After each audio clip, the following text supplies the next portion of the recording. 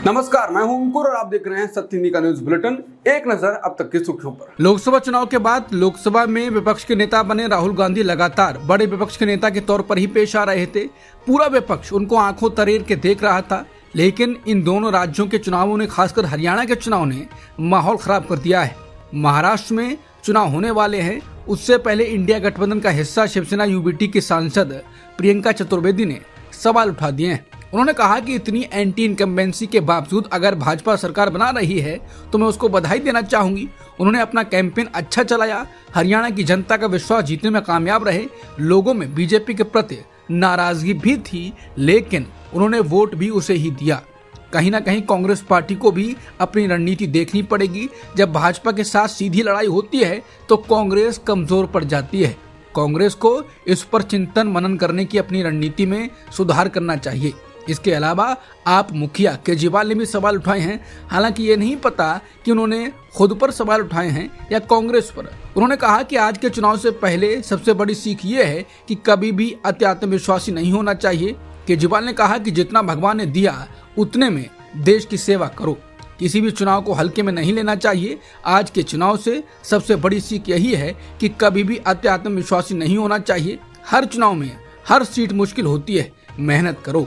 किसी भी तरह की अंदरूनी लड़ाई नहीं होनी चाहिए, सभी लोग मेहनत करो। इंडिया गठबंधन के दो दलों के नेताओं के द्वारा नतीजे आने के बाद ही सवाल उठाए जाने से राहुल की साख पर आंच आई है। अब देखना होगा कि राहुल आगे क्या करते हैं। हरियाणा विधानसभा चुनाव में कांग्रेस पार्टी को हार का मुंह देखना पड़ा है। एग्जिट पोल में कांग्रेस को बहुमत मिलता दिख रहा था, लेकिन नतीजों ने सबको चौंका दिया। नतीजों में बीजेपी बहुमत पा गई, वो 48 सीटों पर आगे चल रही है और कांग्रेस 37 सीटों पर चल रही है। इसके बाद कांग्रेस ने अब चुनावी नतीजों को स्वीकार करने से इनकार कर दिया है।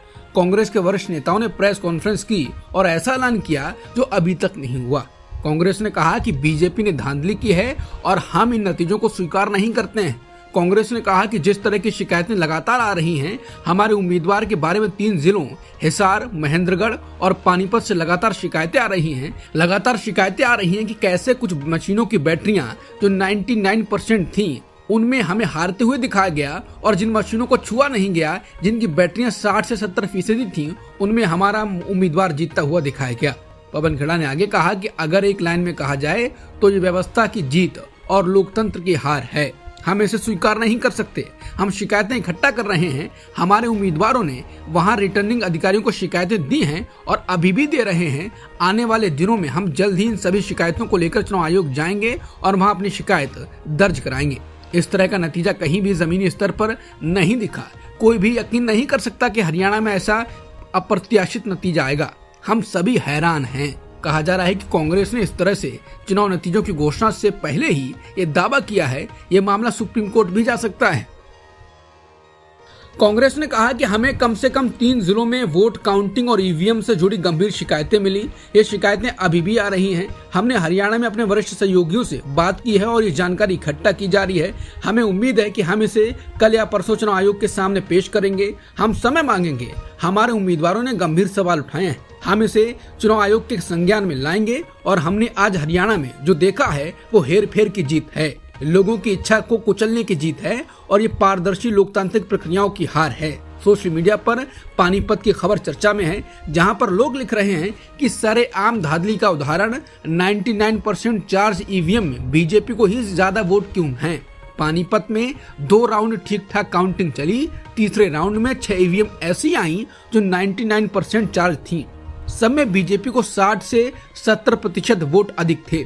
बाकी ईवीएम में नॉर्मल काउंटिंग आ रही है। इसके अलावा हरियाणा के नारनौल में 8 ईवीएम की बैटरी 99% चार्ज मिली, ऐसा आरोप है। इसके बाद लोग कह रहे हैं ये पहली बार है जब कांग्रेस जैसी राष्ट्रीय पार्टी आधिकारिक तौर पर चुनावों में धांधली का आरोप लगा रही है। भारतीय लोकतंत्र के लिए बहुत ही बुरा समय है। चुनाव आयोग को चाहिए कि जल्द से जल्द इस मामले पर सफाई दे। कार्टूनिस्ट मंजुल ने लिखा है कि भाजपा की स्थिति हरियाणा में इतनी अच्छी थी कि कांग्रेस को नहीं दिखी, हरियाणा जा रहे स्वतंत्र पत्रकारों को नहीं दिखी, हरियाणा में रह रहे स्वतंत्र पत्रकारों को नहीं दिखी, भाजपा के लिए सर्वेक्षण करने वालों को नहीं दिखी, चैनलों के लिए सर्वेक्षण करने वालों को नहीं दिखी, गोदी मीडिया को नहीं दिखी, गोदी मीडिया के एजेंडा सेट करने वाले गोएबल्स जोशी को नहीं दिखी, खुद मोदी जी को नहीं दिखी। उन्होंने रैलियां भी कम की और रोड शो भी नहीं किए। उनके चेहरे पर चुनाव भी नहीं लड़ा गया। यहाँ तक कि नतीजे आने से पहले जनता को भी नहीं दिखी। जम्मू कश्मीर में हुए विधानसभा चुनाव के परिणाम आ चुके हैं। यहाँ जम्मू कश्मीर नेशनल कॉन्फ्रेंस और कांग्रेस के गठबंधन को बहुमत मिल गया है। नेशनल कॉन्फ्रेंस ने 42 सीटों पर जीत दर्ज की और कांग्रेस के खाते में 6 सीटें गई। वहीं बीजेपी को 29 सीटें मिली हैं।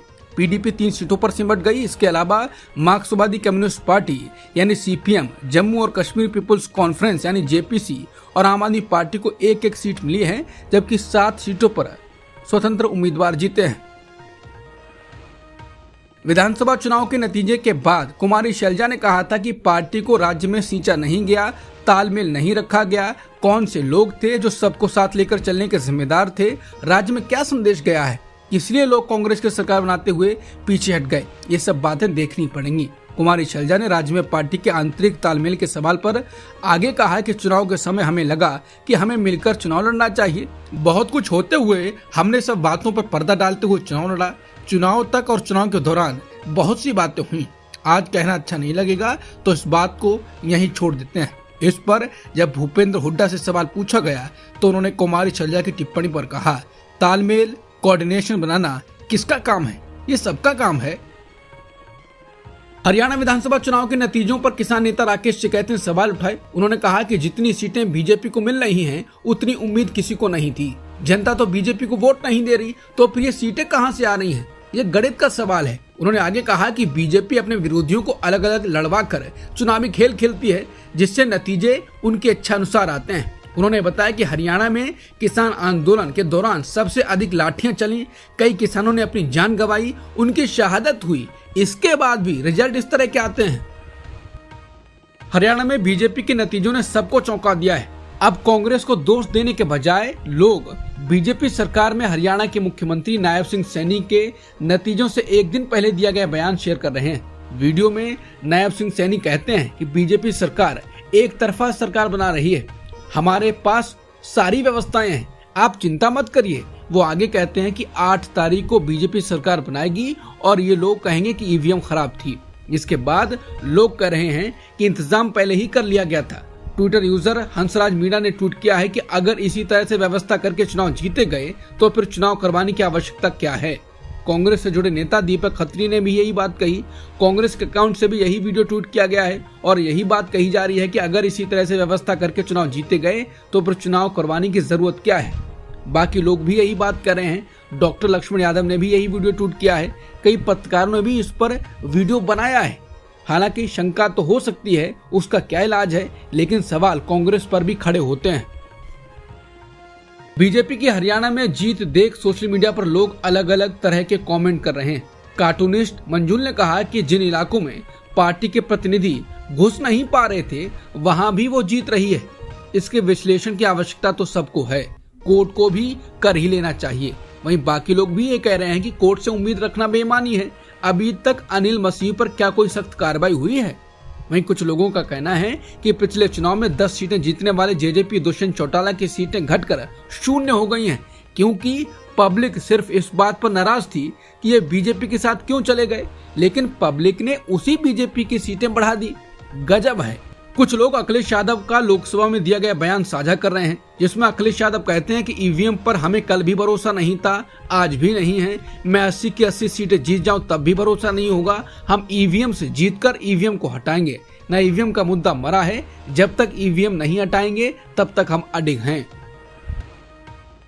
जेजेपी के दुष्यंत चौटाला हरियाणा की उचाना कला सीट से चुनाव हार गए हैं। चुनाव आयोग की वेबसाइट के आंकड़ों के मुताबिक उन्हें 7,950 वोट मिले हैं। चौटाला 5वें पायदान पर रहे। उचाना कला सीट से बीजेपी के देवेंद्र अत्री ने 32 सीटों से जीत दर्ज की। उनके खाते में 48,968 वोट आए। दूसरे नंबर पर रहे कांग्रेस के ब्रजेंद्र सिंह, जिन्हें 48,936 वोट मिले। हरियाणा के मुख्यमंत्री और बीजेपी के टिकट पर लाडवा सीट से नायब सिंह सैनी चुनाव जीत गए हैं। नायब सिंह 16,000 अधिक वोटों से जीत दर्ज की। नायब सिंह सैनी को 70,000 से ज्यादा वोट मिले। वहीं दूसरे नंबर पर कांग्रेस के मेवा सिंह को 50,000 के करीब वोट मिले। हरियाणा विधानसभा चुनाव के नतीजे आ गए हैं। बीजेपी बहुमत के आगे चल रही है। इस बीच कांग्रेस के वरिष्ठ नेता और दलित चेहरा कुमारी सैलजा ने बड़ा बयान दिया। कुमारी सैलजा ने कहा कि हमसे कहां चूक हुई या भाजपा ने कोई खेल किया, इस पर हम मंथन करेंगे कि क्यों नहीं जीत पाए। इसके साथ ही सैलजा ने कहा कि कहां हम 60 की बात कर रहे थे और कहां हम 40 भी नहीं पहुंच रहे हैं। कुमारी सैलजा ने कहा कि सच में मैं चुनाव लड़ना चाहती थी। हरियाणा की जुलाना सीट से जीत दर्ज करने के बाद विनेश फोगाट ने पहली प्रतिक्रिया दी। विनेश फोगाट आज जींद में थी। विनेश फोगाट से पूछा गया कि वो अब खेल या राजनीति में से किसे चुनूंगी। इसके जवाब में उन्होंने कहा कि राजनीति में अगर आ गए हैं तो लगातार इधर ही ध्यान रखेंगे। लोगों ने प्यार प्रेम दिया है, ऐसे में लोगों के लिए काम करना पड़ेगा। उन्होंने कहा कि ऐसा तो है नहीं कि हम दोनों राजनीति और कुश्ती दोनों साथ में कर सकते हैं। बता दें, जुलाना से विनेश फोगाट ने 6000 से अधिक वोटों से जीत दर्ज की है।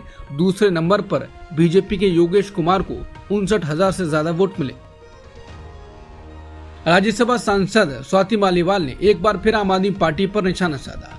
उन्होंने कहा कि हरियाणा में आप सिर्फ कांग्रेस से बदला लेने के लिए उतरी। मुझ पे बीजेपी एजेंट होने के झूठे आरोप लगाए गए। खुद आज इंडिया अलायंस से गद्दारी करके कांग्रेस के वोट काट रहे हैं। मालीवाल ने कहा कि सब छोड़ो, विनेश फोगाट तक को हराने के लिए प्रत्याशी उतारा गया। क्यों ऐसा हाल आ गया है कि अपने गृह राज्य में जमानत नहीं बचा पा रहे हैं? अभी भी वक्त है। अहंकार छोड़ो, धुंधली आंखों से पर्दा हटाओ, ड्रामा मत करो और जनता के लिए काम करो। नेशनल कॉन्फ्रेंस के नेता उमर अब्दुल्ला जम्मू कश्मीर के मुख्यमंत्री बनेंगे। फारूक अब्दुल्ला ने श्रीनगर में इसकी घोषणा की। उनकी पार्टी जम्मू कश्मीर विधानसभा चुनावों में बहुमत के आंकड़े से आगे बढ़ती दिखाई दे रही है। फारूक अब्दुल्ला ने यह घोषणा तब की जब ये साफ हो गया कि कांग्रेस एनसी गठबंधन 10 वर्षों में जम्मू कश्मीर में पहला विधानसभा चुनाव जीतने जा रही है।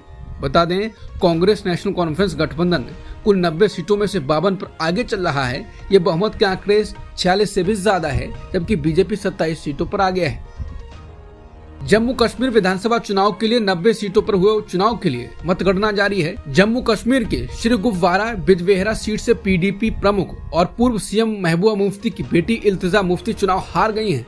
इस सीट से नेशनल कॉन्फ्रेंस के बशीर अहमद शाहबीरी चुनाव जीते हैं। दोनों उम्मीदवारों के बीच 9000 से अधिक वोटों का अंतर रहा। चुनाव आयोग के आंकड़ों के मुताबिक इस सीट पर 1552 लोगों ने नोटा भी दबाया।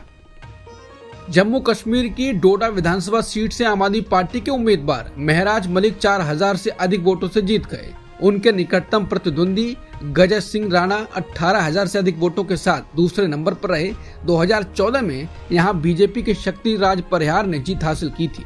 उन्होंने यहां 24000 से अधिक वोट हासिल किए थे। कोलकाता के आरजी कर मेडिकल कॉलेज अस्पताल में रेप और हत्या के खिलाफ आंदोलन कर रहे जूनियर डॉक्टरों के समर्थन में अस्पताल के 50 सीनियर डॉक्टरों ने सामूहिक इस्तीफा दे दिया है।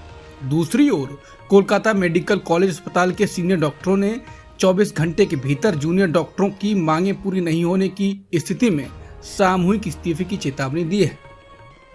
इजरायली सेना ने कहा है कि हम उत्तरी इजराइल के हाइफा शहर पर रॉकेट हमलों पर अपडेट ले रहे हैं। एक बयान में कहा गया है कि पहली बार में 85 प्रोजेक्टाइल दागे जाने के बाद शहर में लेबनान से और 20 रॉकेट लॉन्च किए गए।